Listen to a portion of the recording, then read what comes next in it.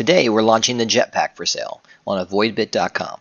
The JetPak is an add-on for the BitAx pods used on the BitTrack. It holds a 40 by 20 millimeter fan that forces air over the voltage regulator. The air then exits from the bottom.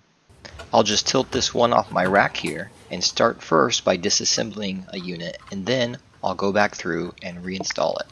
It's modular and very easy to add to your existing units without disturbing your setup too much.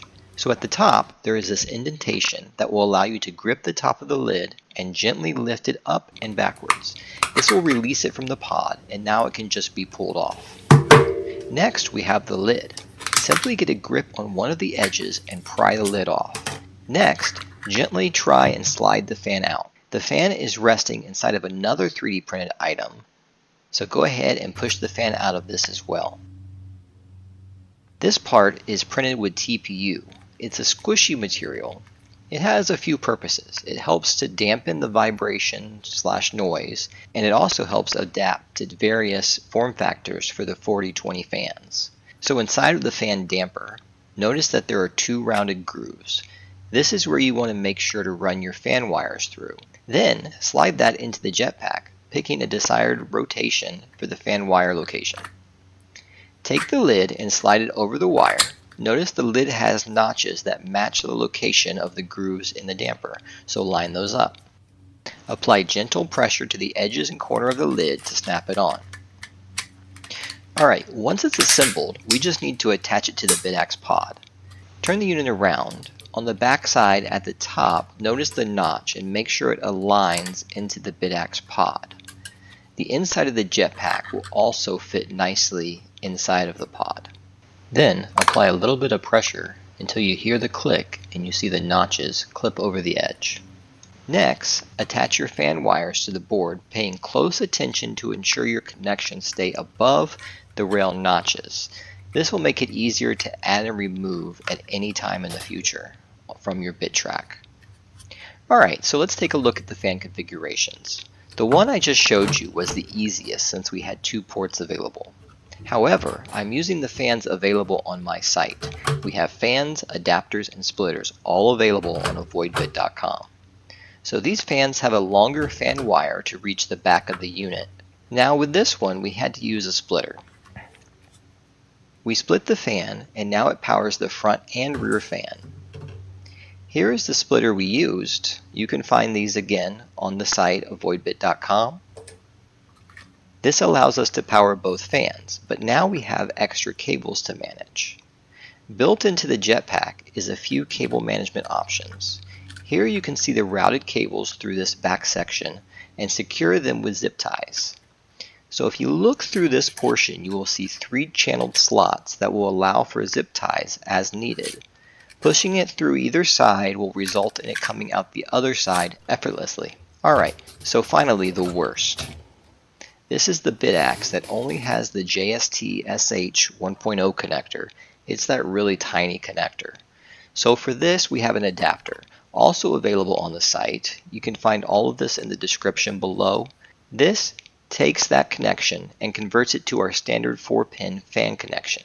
And then we can use a splitter to connect both fans. This is by far the worst, but it's an option.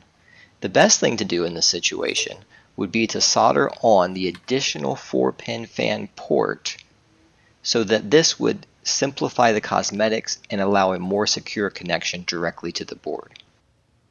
Alright, so here it is all bundled up, the wires strapped in, and it's ready to go back on the track. Alright, so now let's talk performance. On all of these units, they're using stock settings, no overclocks. Fans are set to 100%. Before starting, I let the units run without any JetPaks so that this could serve as the baseline. Next, I attach the JetPaks at 100% fan speed. Across all units, we can see a drastic drop in VTemps, anywhere from 8 to 17 Celsius reduction on those VTemps, with the average being somewhere around 12 degrees Celsius. We can also notice some variance in the ASIC temperatures. On some units it's reduced, and on other units it's increased. So this indicates to me that the units with the worst temperatures have an issue. That's when I realized many of these units, specifically the ones performing the worst, were using old stock fans.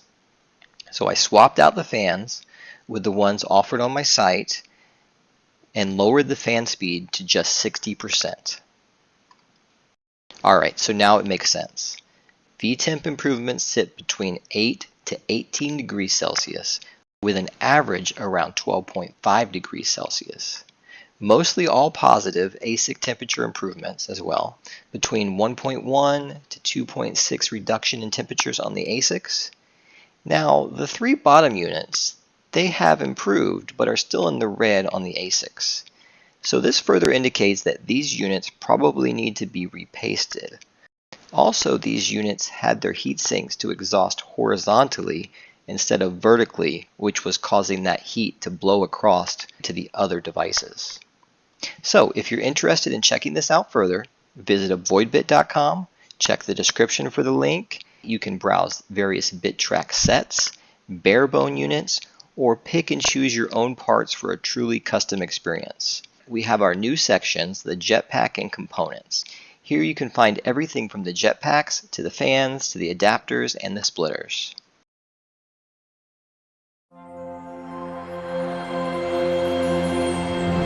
Don't forget to like, subscribe, and follow us on X for even more content.